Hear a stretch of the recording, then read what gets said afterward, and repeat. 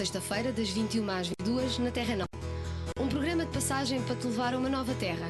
A terra onde os pensamentos flutuam, as conversas têm sabor a mar e trazem as melhores notícias e a essência de cada um à tona. Soltar a corrente. Fica connosco, das 21 às 22. Todas as tuas explosões, todas as tuas explosões despertam fogo intenso, despertam fogo intenso. Remar, remar, soltar a corrente, ao mar, sempre mais gente. Muito boa noite, sejam bem-vindos a este Soltar a Corrente de sexta-feira, 30 de janeiro de 2015. Cá estamos nós, neste programa da responsabilidade do Secretariado Diocesano da Pastoral Juvenil e Vocacional de Aveiro. E 30 de janeiro, estamos à porta do mês de fevereiro. Isso implica a última sexta do mês, implica a nossa rúbrica Personalidades. E como sempre, temos um grande programa à porta. Será, sem sombra de dúvida, daqueles que iremos ter o prazer de recordar daqui a alguns anos. Para já, fica só o meu nome, já todos sabem, João Rocha. Ao meu lado, outro nome bem conhecido, Joaninha. É isso mesmo. Boa noite a todos. E na nossa técnica está o Nuno, que hoje não mandou o seu grito de guerra. Que é para... Ok, afinal mandou o seu grito de guerra. Vamos interiorizar para já uma pequena música. Voltamos já a seguir. Não sai daí porque você não vai querer sair. Até já.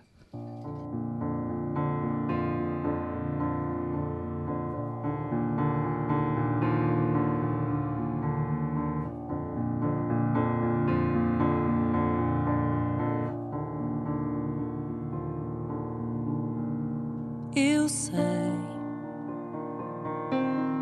que a vida tem pressa, que tudo aconteça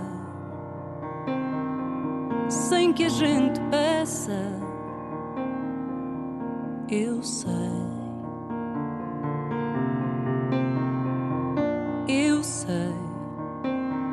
que o tempo não para. Tempo é coisa rara e a gente só repara quando ele já passou. Não sei se andei depressa demais, mas sei que algum sorriso eu perdi. Vou pedir ao tempo que me dê mais tempo para olhar para ti. De agora em diante não serei distante, eu vou estar aqui.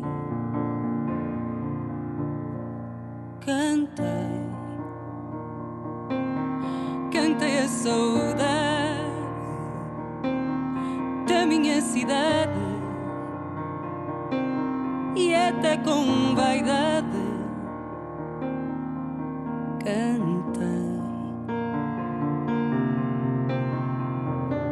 Andei pelo mundo fora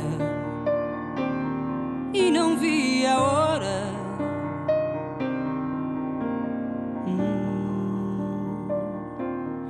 de voltar para ti. Não sei se andei depressa demais, mas sei que algum sorriso eu perdi. Vou pedir ao tempo que me dê mais tempo para olhar para ti. De agora em diante não serei distante, eu vou estar aqui.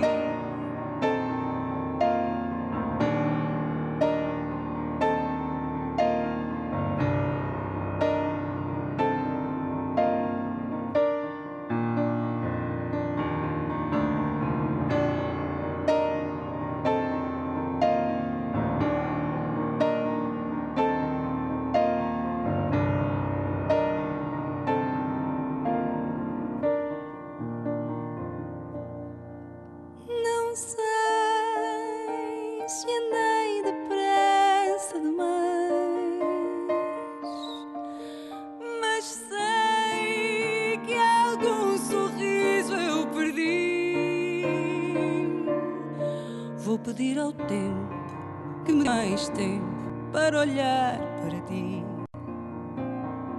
De agora em diante não serei distante, eu vou estar aqui.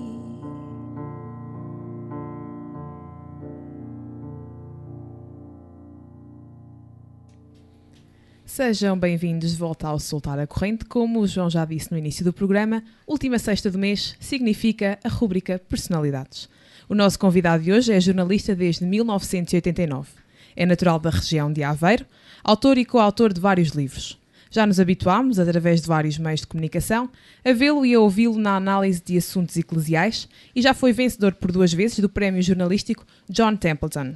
Connosco, hoje no Soltar a Corrente, o jornalista Dr. António Marujo. Bem-vindo ao nosso programa e ao nosso estudo. Obrigado, boa noite. O doutor não é de todo necessário. Muito boa noite. É um prazer, antes de mais, enorme recebê-lo nesta nossa casa. Há já algum tempo que andávamos à caça, finalmente conseguimos, e isso para nós é uma grande honra. António, um aveirense, no fundo, convertido a Lisboa, podemos dizer assim? Não, gosto imenso de Lisboa. Uma das razões é igualzinha àquela que me leva a gostar tanto de Aveiro também, que é o serem 2 cidades voltadas para a água, para o rio, para o Tejo, no caso de Lisboa, e para a Ria, no caso de Aveiro. E depois cidades de muita luz também.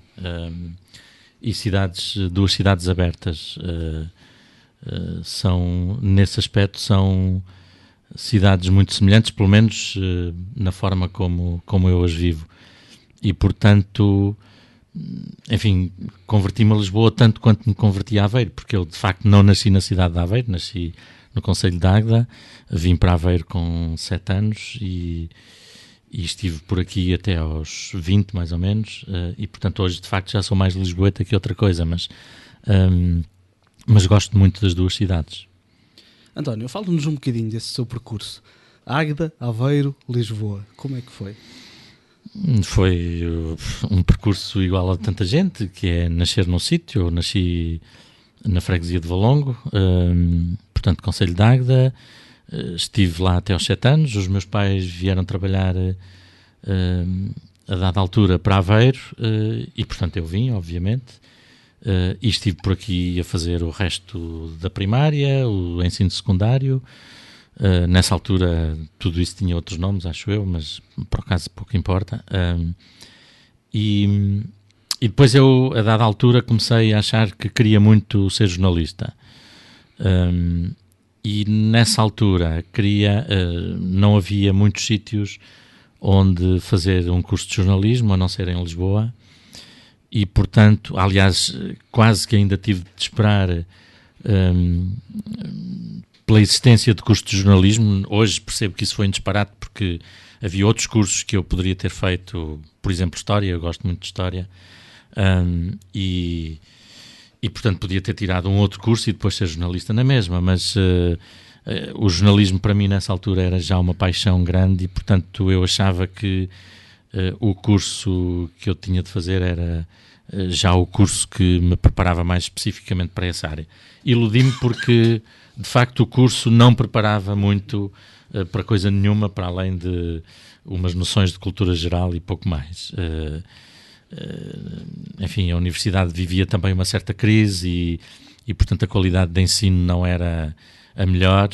Mas, enfim, fiz o curso e fui ficando por Lisboa. Comecei também a inserir-me em várias coisas, fosse a nível de igreja, fosse a nível profissional, e, portanto, depois é um bocadinho o fruto das circunstâncias. A gente começa a envolver-se em algumas coisas e acaba por ficar ou por ir ficando consoante as circunstâncias o pedem ou consoante as circunstâncias o permitem, e assim foi. E, portanto, de facto, eu comecei a ser jornalista não em 89, foi um bocado antes, uns 4 anos antes.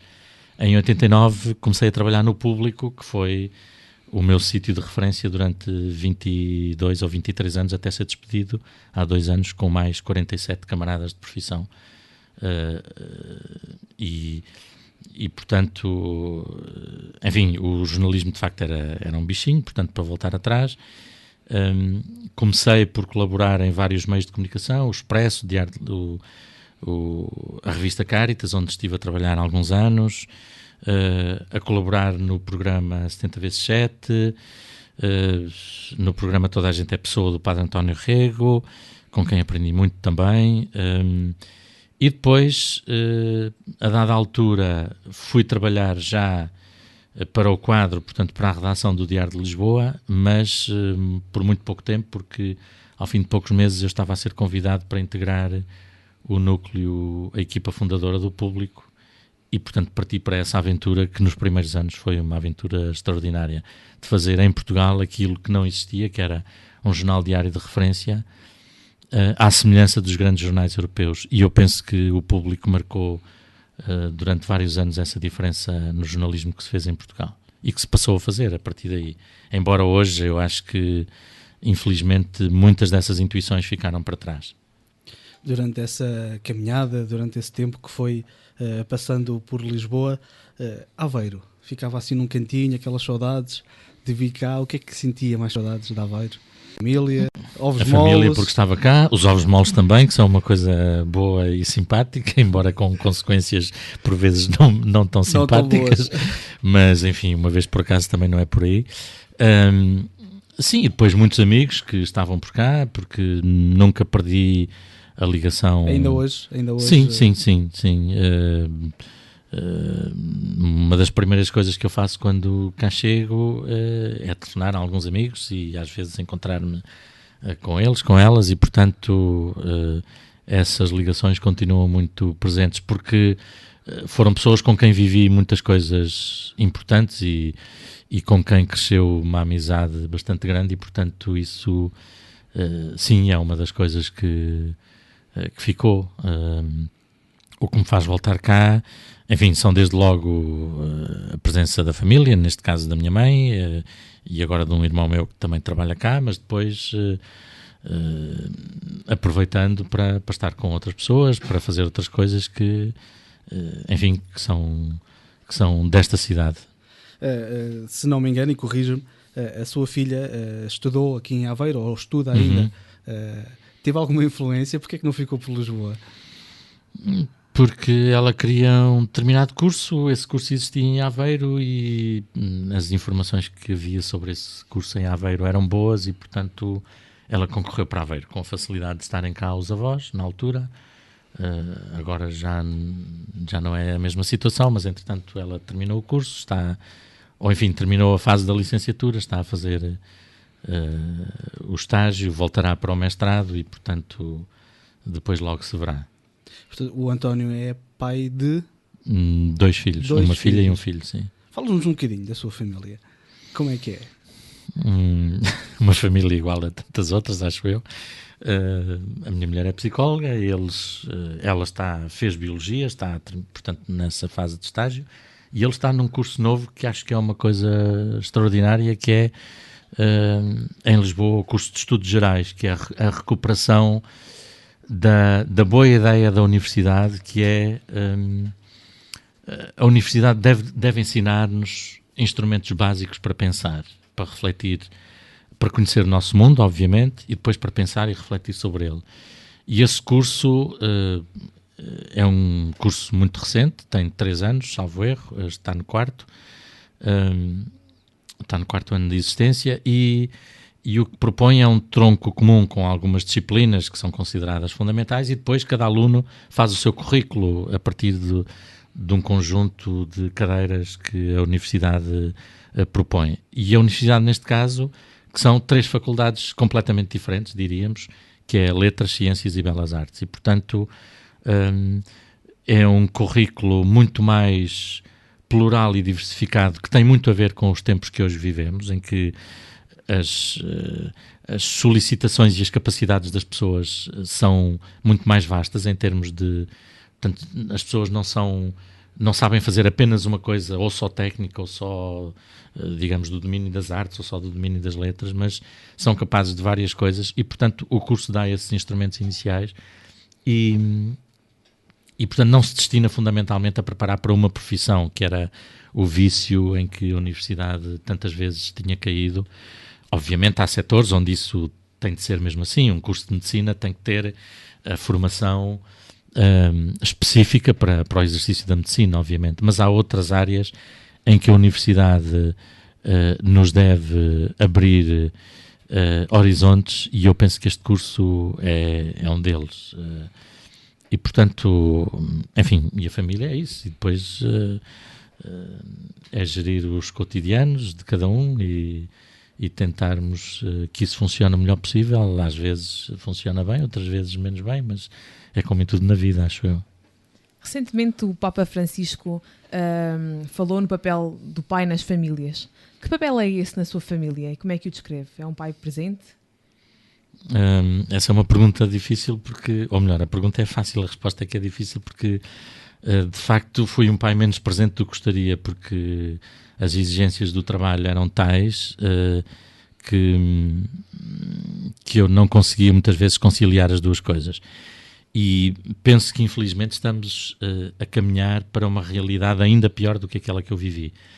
Ou seja, o discurso que nos é feito hoje a nível político e social, a nível económico, etc., é que temos de trabalhar cada vez mais, temos de prescindir de tempos livres. Por exemplo, o facto de nos terem roubado 2 feriados, e eu digo roubado conscientemente, acho que é dramático, é trágico sob o ponto de vista do modelo de sociedade que se está a propor às pessoas, porque é dizer-lhes que o lazer, o tempo livre, o espaço para a família, o espaço para a cultura, o espaço para o passeio, o espaço para a contemplação, para poder ir, por exemplo, à Barra ou à costa durante o inverno mesmo e olhar para o mar.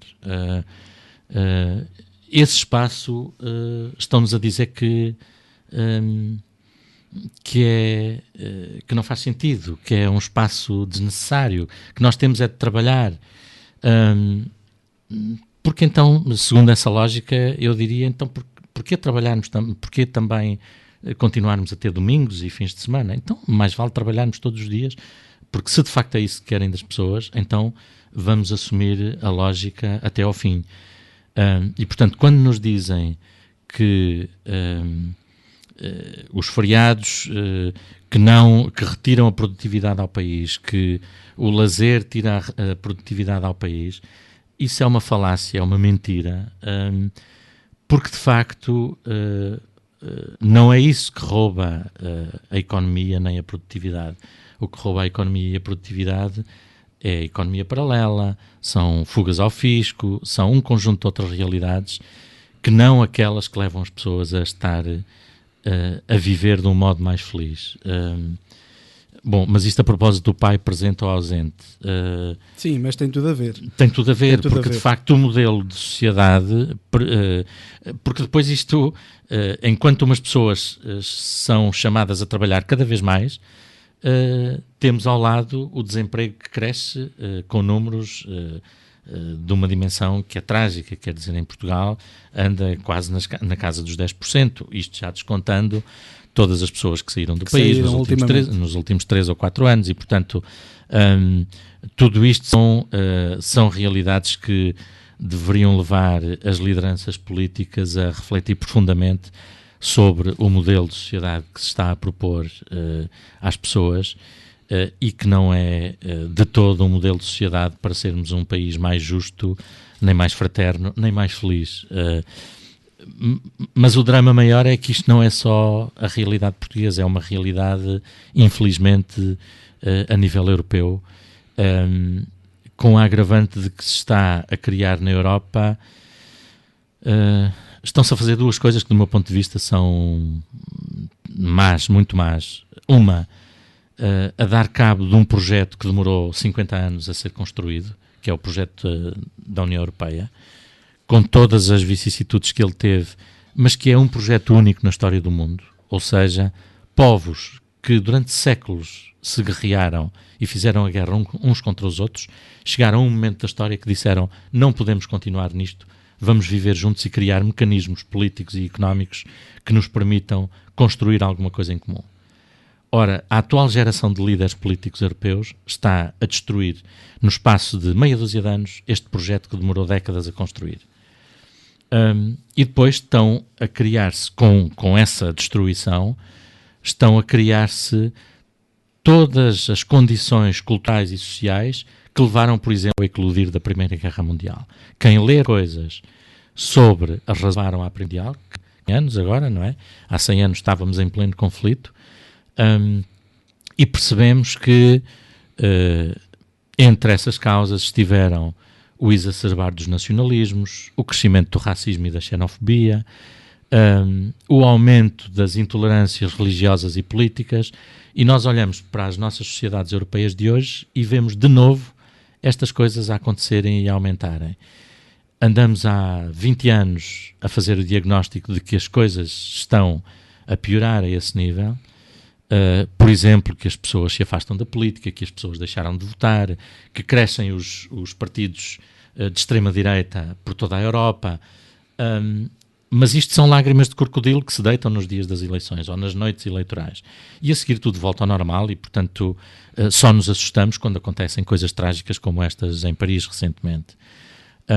Obviamente, passado um mês, ou nem isso, que ainda nem fez um mês, quem são os líderes políticos europeus que se preocupam por mudar radicalmente as coisas, porque é isso que as coisas exigem? São muito poucos, infelizmente. António, deixe-me aproveitar. É um jornalista com especial vocação para temas religiosos. Até que ponto a Igreja pode ser mediadora no meio desta guerra entre políticos e nestas sociedades cada vez mais materialistas, no fundo, que se preocupam com outras coisas propriamente? Será que a Igreja tem algum papel fundamental no meio disto tudo? Tem, eu diria que mais do que mediadora, a Igreja devia ter um papel profético, no sentido de denunciar toda esta tragédia em que estamos metidos. O Papa há tempos dizia que estamos a viver uma terceira guerra mundial feita por acontecimentos episódicos. A expressão dele era uma outra, mas a ideia era essa. E de facto, se nós pensarmos no que tem acontecido nos últimos 20 anos em diversas partes do mundo e com especial incidência desde o 11 de setembro, com os atentados nos Estados Unidos, somos capazes de pensar que o Papa tem muita razão. Ou seja, estamos a viver uma guerra mundial com localizações, com situações, exatamente, situações ocasionais, às vezes não tão ocasionais quanto isso. Sim, por exemplo, o que se passa na Síria, no Iraque, dura na Síria há 3 ou 4 anos, no Iraque há 15 anos. E vai-se mantendo. E vai-se mantendo e prolongando. Entretanto, ninguém está a reparar no que se está a passar na Líbia. A Líbia está aqui à nossa porta, está no norte da África, e já esta semana houve um ataque a um hotel na capital líbia, onde foram mortos ocidentais. A Líbia é só o próximo, ou um dos próximos barris de pólvora, onde, por exemplo, organizações como o Estado Islâmico ou a Al-Qaeda irão beber e fazer, enfim, matar gente, etc. Portanto, esta situação a que o Papa se referia, eu penso que o diagnóstico dele é muito acertado. Ao mesmo tempo é um diagnóstico que procura ser uma voz profética, no sentido de dizer é isto que nós temos de enfrentar e de combater e de lutar para que não continue a acontecer. E portanto era esse papel profético que me parece que a Igreja deveria ser com mais acutilância. E hoje, de facto, a voz do Papa é uma voz extraordinariamente profética, uma voz espantosamente profética, porque o Papa todos os dias tem alguma coisa de importante a dizer às pessoas, no sentido de, por um lado, combater as injustiças, combater aquilo que é a violência, aquilo que é uma lógica de pecado, para falar numa linguagem cristã, e propor uma outra lógica completamente diferente, que é a lógica da fraternidade, da solidariedade entre as pessoas, do amor fraterno, da justiça nas relações, uma lógica muito mais pacífica do que aquela que estamos a viver em tantas situações do mundo. Os jornalistas, no fundo, são um meio de comunicação fundamentais. As relações que têm com as entidades religiosas são marcadas por algum conhecimento por parte de alguns jornalistas. Acha que isso, enfim, pode existir algum preconceito também ali no meio das relações? Acha que isso também, o trabalho da Igreja? O preconceito é de parte a parte, infelizmente. Nestes praticamente 30 anos quase que levo de profissão, e jornalismo quase sempre no campo religioso, eu noto que o preconceito é mútuo, e o preconceito nasce muito da ignorância. Ou seja, como conheço a linguagem do outro lado, eu formo ideias na minha cabeça sobre as intenções do outro. E, portanto, isto quer dizer que do lado da Igreja e das instituições religiosas, porque às vezes isto sucede também com outras comunidades religiosas, não só com a Igreja Católica,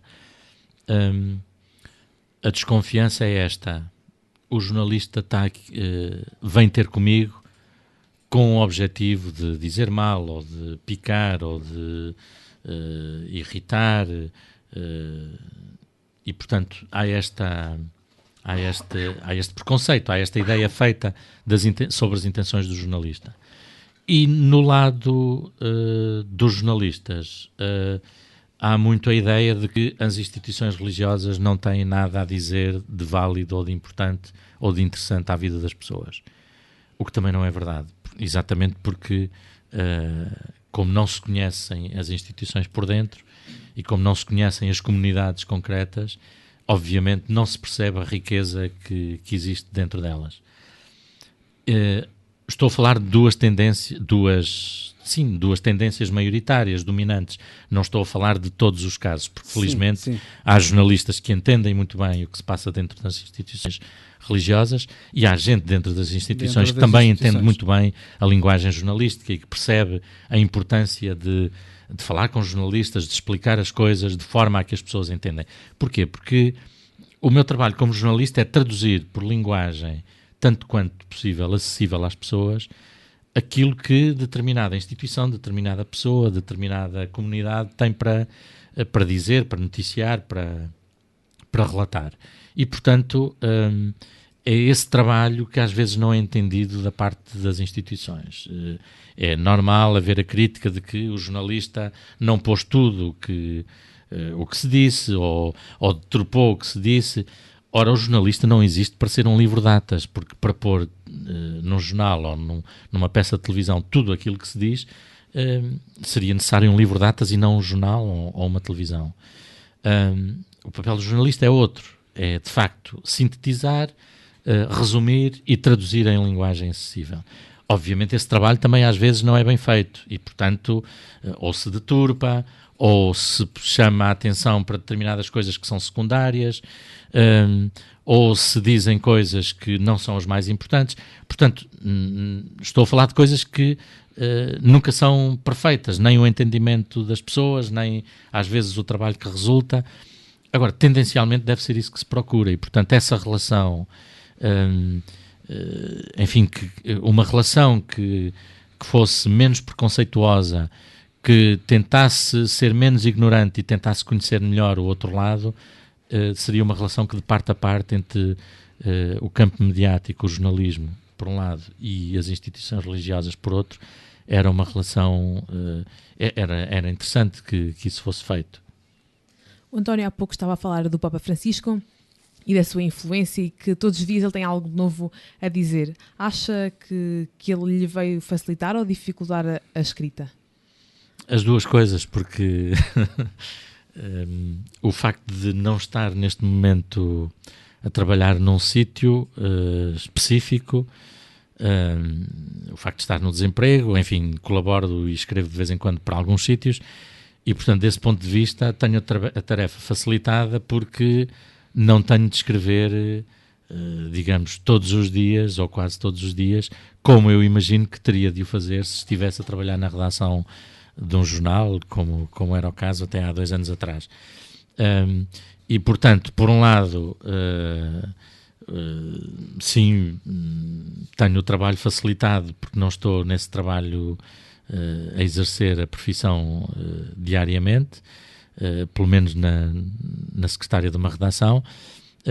Tenho o trabalho dificultado porque, ao mesmo tempo, isso exige a ação deste Papa exige um tal acompanhamento que, se eu descansasse pelo facto de não estar a trabalhar numa redação, às tantas passariam coisas muito importantes do que o Papa vai fazendo, e portanto eu mantenho esse exercício praticamente diário de tentar acompanhar o que o Papa faz, o que o Papa diz, etc., para estar a par, para perceber o que se vai passando, pronto, com o lado mais fácil de não ter de a seguir escrever todas as coisas que acontecem e todas as coisas que seria importante relatar se eu estivesse na redação de um jornal. Ora, muito bem, a conversa está ótima, mas vamos fazer uma pequena pausa, como é normal no nosso programa Soltar a Corrente. Voltamos já a seguir, não sai daí, a música vai ser pequenina. Até já. 1, 2, 3 e...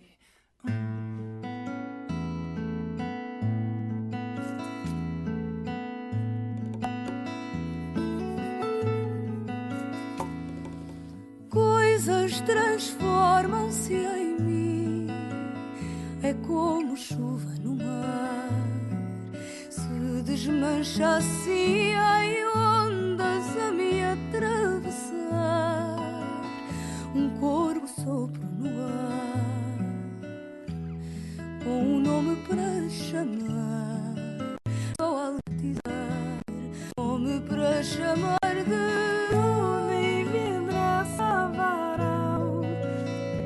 de desejo quintal, horizonte lá longe, um olho e o que ninguém escutar, te invade sem parar,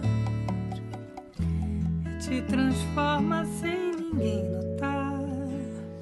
Frases, vozes, cores, ondas, frequências, sinais. O mundo é grande demais. Coisas transformam-se em mim, por todo mundo é assim.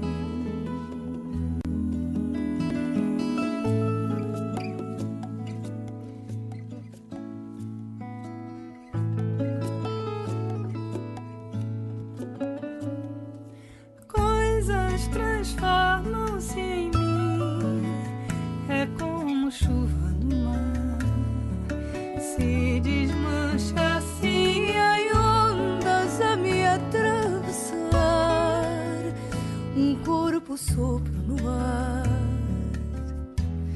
com um nome para chamar, é só alguém batizar, nome pra chamar de nuvem, vidraça, varal, asa, desejo, quintal, o horizonte lá longe, tudo que o olho alcançar e o que ninguém escutar, te invade sem parar,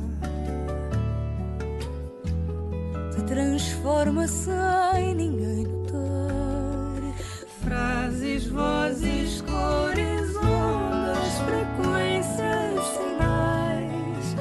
O mundo é grande demais. Coisas transformam-se em mim. Por todo mundo é assim. Isso nunca vai ter fim.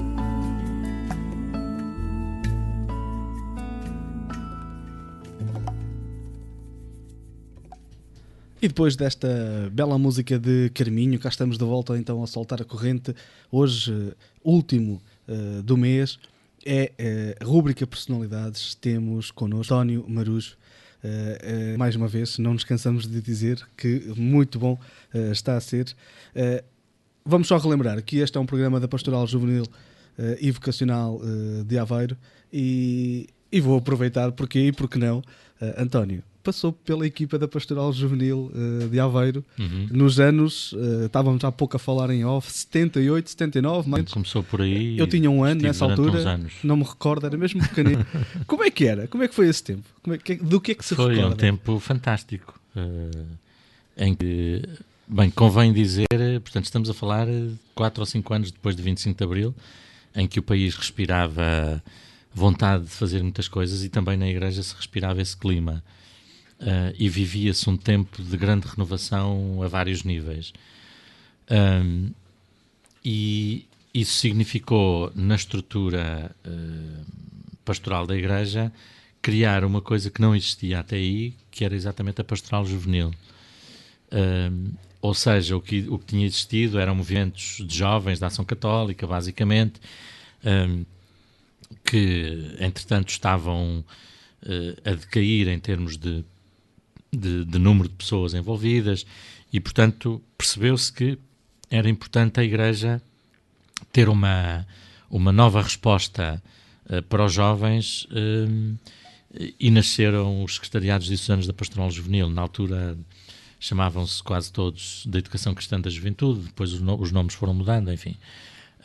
E, portanto, isso aconteceu também aqui na Diocese de Aveiro, com o Padre José Fidalgo, que teve a sabedoria de não se pôr sozinho a fazer coisas, mas chamar uma equipa de pessoas e, concretamente, uma equipa de gente nova. Nós tínhamos todos, sei lá, 16, 17, 18 anos, 20, haveria 2 ou 3 mais velhos, e depois isso permitia...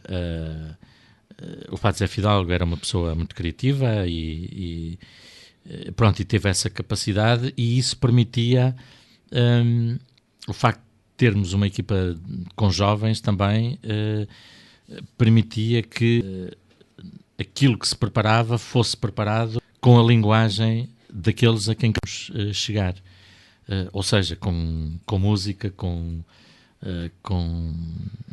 iniciativas, por exemplo, de âmbito, quase diríamos, de concerto, de espetáculo, de jornadas de convívio e de partilha. E, portanto, começou-se a montar toda uma dinâmica que eu penso que depois acabou por ficar e que hoje é muito... continua a ser a base de muitos dos trabalhos que se fazem, concretamente, por exemplo, na Pastoral Juvenil e em muitas outras iniciativas da Igreja. Montámos uma série de encontros, todos eles diferentes, vocacionados para, enfim, para gente diferente, para dias diferentes, encontros de fim de semana, encontros de 2 dias, encontros de 3, encontros que eram uma jornada apenas de um domingo, ou reuniões sucessivas entre grupos de jovens, enfim. As atividades eram múltiplas e muito diversificadas, exatamente com essa preocupação de chegar às pessoas da melhor forma possível. E, ao mesmo tempo, lançou-se a ideia de que isso da catequese não era uma coisa que deveria destinar-se apenas às crianças dos 6 aos 10 ou 12 anos, mas que deveria continuar pela vida fora e, concretamente, durante a idade jovem. E, portanto, começaram-se a fazer aquilo que chamávamos guiões para catequese de jovens, e que depois vieram a dar origem aos catecismos para jovens, enfim. Portanto, penso que foi um trabalho muito rico, muito diversificado e que deu bastantes frutos porque, de facto, mobilizou muita gente pelo país todo e, nomeadamente, aqui na Diocese de Aveiro, foi um tempo extraordinário, acho eu. Eu abri muitos horizontes com esse trabalho de compromisso, de militância, de empenhamento na Pastoral Juvenil. Sabemos que o António tem já várias obras publicadas, algumas até traduzidas noutras línguas, por exemplo, em espanhol. Qual é que foi a obra que mais gozo e mais prazer lhe deu a escrever? Bem, digamos que escrever, de propósito, eu escrevi talvez 2 ou 3 textos diferentes. Um sobre o Papa Francisco, que está publicado num livro das Paulinas,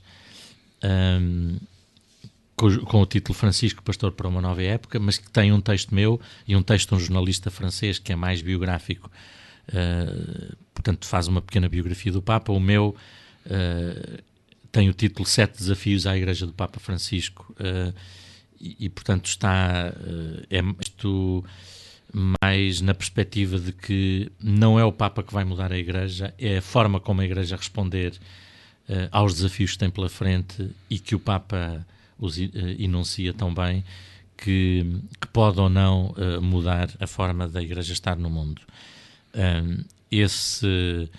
Portanto, foi um texto que eu escrevi especificamente. Escrevi também um outro pequeno livro sobre o primeiro ano do pontificado do Papa Bento XVI, portanto já lá vão quase 10 anos. Enfim, mais 2 ou 3 coisas. Depois, o que aconteceu foi que, em alguns casos, eu peguei em coisas que já tinha publicado no jornal, e reuni-as em livro. Eu penso que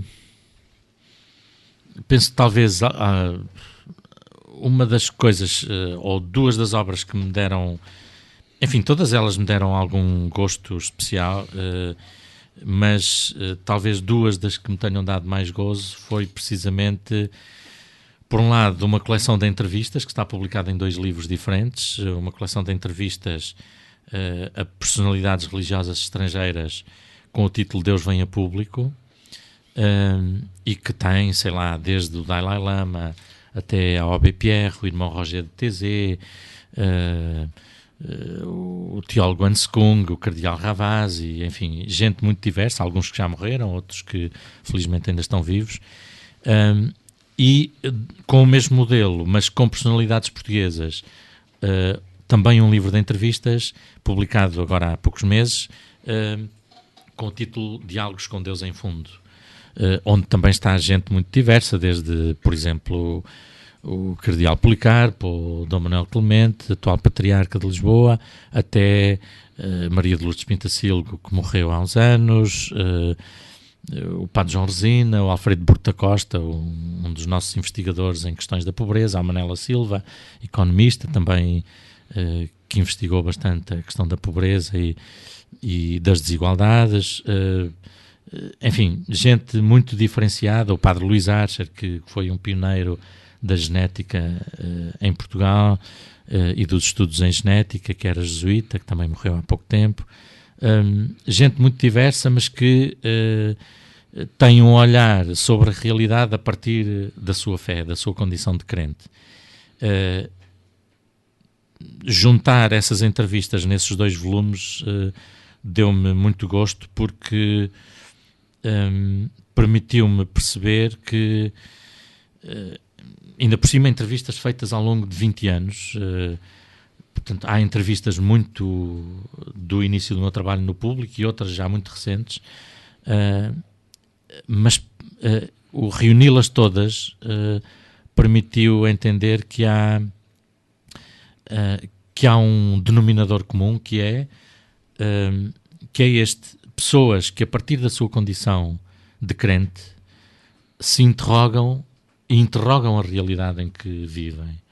Ou seja, é gente que não está sossegada e que nos desafia a desassossegar-nos também em relação ao mundo em que vivemos. E eu digo a partir da sua condição de crente, porque em ambos os livros há pessoas que não são exclusivamente, não são entrevistas apenas a personalidades da Igreja Católica.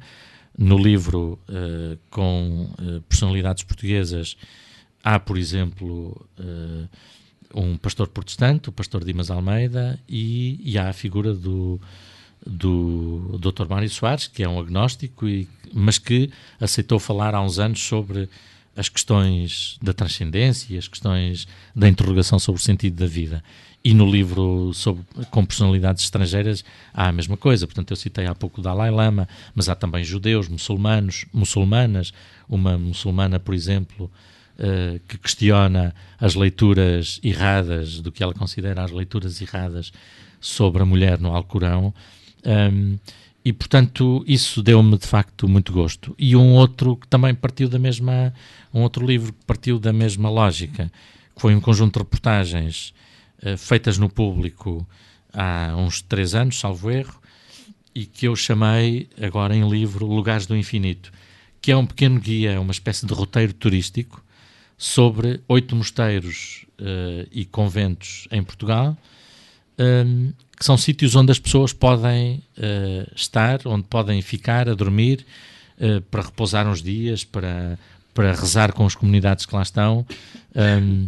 E isso deu-me também muito gozo fazer, porque já o trabalho em si foi muito interessante, conhecer essas comunidades. Eu tenho um certo fascínio por comunidades monásticas e conventuais, porque acho que elas dão-nos uma outra perspectiva da relação com o tempo. Aliás, havia um prior de Sinsverga que há uns anos me dizia: nós vivemos sem pressa, aproveitando os tempos. E acho que esta expressão de um monge beneditino diz muito dessa capacidade de tantos monges e tantas monjas e religiosas têm de nos chamar a atenção para a necessidade que nós temos na nossa vida de parar de vez em quando e fazer pausas, no fundo aquilo que falávamos no início sobre a questão económica, mas que tem muito a ver com isto, que é uma dimensão antropológica profunda, uma dimensão que nos liga enquanto seres humanos, que é essa necessidade que nós temos de fazer pausa e de ter tempos para a contemplação, seja a contemplação de Deus, se acreditamos, seja a contemplação da natureza, seja a contemplação dos amigos, e portanto temos de ter pausa, e os monges e as monjas ensinam-nos a isso. Não é por acaso que eu estou a tentar, nos próximos tempos, escrever um livro sobre a comunidade de Taizé, de França, que é exatamente uma comunidade que nos propõe, e que é um lugar onde vão muitos jovens, não é? E que é uma comunidade que nos propõe uma outra lógica de relação com o tempo e de relação com os outros e com as outras pessoas em primeiro lugar, e com Deus também. Como eu referi no início, quando a sua apresentação, por duas vezes, em 95 e em 2006, foi merecedor do prémio John Templeton, jornalista europeu da religião do ano, um galardão atribuído pela Conferência das Igrejas Europeias. Que emoção e que responsabilidade é que isso lhe desperta? Foi, enfim, hoje há muitos prémios no jornalismo e, portanto, obviamente fiquei muito contente por receber essa distinção duas vezes, sobretudo porque eu sabia que quem concorria ao prémio eram grandes jornalistas europeus também, e portanto fica-se contente por haver alguém que reconhece o nosso trabalho, ainda por cima numa língua que não é propriamente uma língua maioritária na Europa, o português, porque estavam jornalistas ingleses, franceses, italianos, espanhóis a concorrer também, e portanto seria mais fácil para eles vencer o prémio, como aconteceu também outras vezes. A responsabilidade é o continuar a fazer um trabalho o melhor possível e responder àquilo que temos a percepção que são as expectativas dos leitores, de quem nos lê, ou de quem nos ouve, se for o caso, ou de quem nos vê, e portanto é só uma forma de, digamos, aproveitando o reconhecimento público, continuarmos a exigir-nos a nós mesmos o fazer um bom trabalho, o melhor possível, aquilo que nós sabemos da melhor forma. E eu começo a respirar fundo porque o Nuno começa a olhar para nós como quem diz: malta, está na hora. E esta é a parte que mais me custa, porque eu ia adorar continuar a explanar consigo estas várias obras que já tive a oportunidade de publicar. Eu só gostava de falar um bocadinho do Deus bem a público, onde de facto junta várias entrevistas. Boa parte delas falam de uma questão essencial. E eu aqui acho piada a um texto que encontrei: estão a roubar-nos a democracia e temos de que lutar para evitar esse assalto. Os povos ocidentais parece que não encontraram ainda uma forma de colocar a política no centro das decisões coletivas. No fundo foi uma das primeiras coisas que nós falámos logo no início deste programa. Seria extremamente interessante, quem sabe. E felizmente agora os gregos mostraram que é possível, não continuarem a roubar-nos a democracia, e é possível que os povos recuperem. Afinal, a pátria da primeira democracia mostrou-nos que é possível recuperar a democracia. Acho que os gregos nos estão a dar lições de um grande civismo e de uma grande criatividade na resposta a esse poder, um poder ditatorial e tirânico financeiro que quer matar gente. Isso é que é trágico, quer matar gente, e que tem matado gente em muitos sítios, infelizmente. Mas enfim, não quero interromper. Eu tenho imensa pena, de facto, de não ter mais tempo. Vamos entrar na parte final. E a nossa parte final, por norma, costuma ser faz-me lembrar aqui o nosso tic-tac do futebol espanhol, em que é pergunta-resposta, assim muito rapidinho, nestes minutos finais. E eu ia-lhe começar por perguntar, ou neste caso, por lhe pedir para definir família. É o lugar da experiência e o lugar da exigência cotidiana de Deus também. Ser pai e ser filho. É uma coisa muito difícil em ambos os casos, mas ser pai é tentar transmitir uma herança que se recebeu e que se vai recebendo todos os dias. Ser filho, eu acho que é, em primeiro lugar, estar muito grato por alguma coisa de muito importante que alguém nos dá. O melhor livro lido por si? Bom, a Bíblia é sempre uma referência primeira. Haveria muitos livros, sei lá... Mas pronto, o Príncipezinho, talvez, que é uma coisa mágica, acho eu. Pior defeito? O meu pior defeito? São muitos. A desorganização, o caos organizativo. E a melhor virtude? Ui, isso... Nós somos sempre maus a falar de nós, acho eu. Não sei, a persistência, a vontade de fazer bem, não sei. Não sou muito bom a ver as minhas virtudes, não. Se é que elas existem. Sendo de Aveiro, acredito que gosta de comer. Qual é o seu prato favorito? Gosto de comer, não sou propriamente um especialista. Gosto de apreciar as coisas boas, os ovos moles, sem dúvida. Prato favorito? Há muita coisa que eu gosto... digamos assim, para simplificar, um bife, batatas fritas e ovo estrelado. Para simplificar. Exatamente. Sem grande... Sobretudo com ovo estrelado, acho eu. Para acompanhar tem que vir. Exatamente. Sonho por realizar? Onde mais? Sonho já realizado? Ter constituído uma família, ser marido e ser pai. Às vezes muito imperfeito, mas era um grande sonho, de facto. Esta pergunta não está no guião, mas eu faço-a sempre. Cor favorita? São duas, o vermelho e o azul. Pronto, não é sportinguista. Nem sequer sou portista e sou benfiquista, mas muito pouco praticante. Não, acho que o futebol é outro império nas nossas sociedades. Não, isto é brincadeira nossa. Mas muito bem. São duas cores de que gosto, mas é daquelas coisas que não têm explicação, portanto... Papa Francisco. Papa Francisco. O que é que eu acho dele, eu diria que é uma surpresa permanente. Aliás, se nós lermos, acabou de sair há muito pouco tempo um livro que reúne as homilias dele do primeiro ano de pontificado na Casa de Santa Marta, as homilias de manhã, da missa da manhã, com o título A Verdade é um Encontro, salvo erro. E se nós lemos esse livro, percebemos essa surpresa permanente que o Papa descobre na vida, nas pessoas, em Deus, e a surpresa permanente que ele convida as pessoas a viver também. Acho que é espantoso. Portanto, eu diria que o Papa, de facto, é uma surpresa permanente. O que é que diz o seu coração neste momento? Diz-me que se calhar já estou a cansar as pessoas com a minha conversa, mas diz-me que é preciso todos juntos pensarmos muito seriamente em em construir um país que seja mais justo.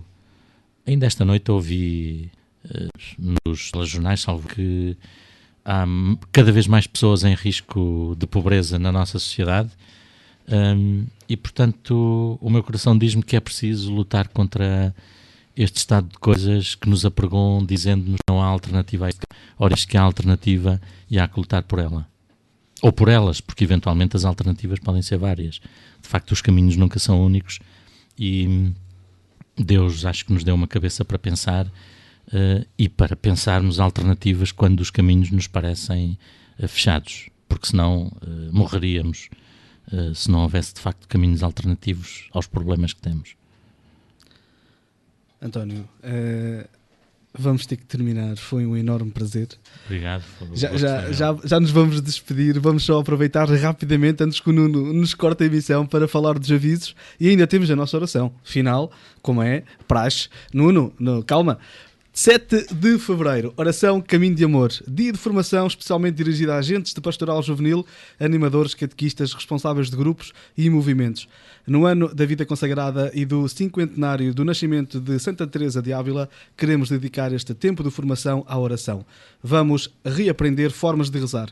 Vamos experimentar, fazendo com o Padre Jeremias, Hermosas de Aveiro. Atenção que as inscrições são até amanhã, 31 de janeiro, online no Facebook do SDPJ Aveiro. Valor de inscrição de 2 euros a pagar no dia da formação. E levar almoço, que é o importante. Oração. É isso mesmo. Senhor, tu me chamaste a servir o próximo através dos meios da informação. Concede-me fazê-lo sempre em obediência à verdade, com coragem de assumi-la em pessoa, para que esta não seja jamais traída. Ajuda-me também a conjugar a verdade com a caridade, para nunca ferir a dignidade de ninguém e promover, antes de tudo, por quanto seja possível, a justiça e a paz. E vamos mesmo ter que terminar. Mais uma vez, António, muito obrigado. E eu queria questioná-lo sobre a próxima terça-feira, que vai estar com os padres, com os nossos sacerdotes. Queria, antes de mais nada, cuscar um bocadinho. É impossível. Muito obrigado pela sua presença. Foi um enorme prazer, grande honra da nossa parte tê-lo aqui connosco. E um abraço do tamanho do mundo. Beijinhos.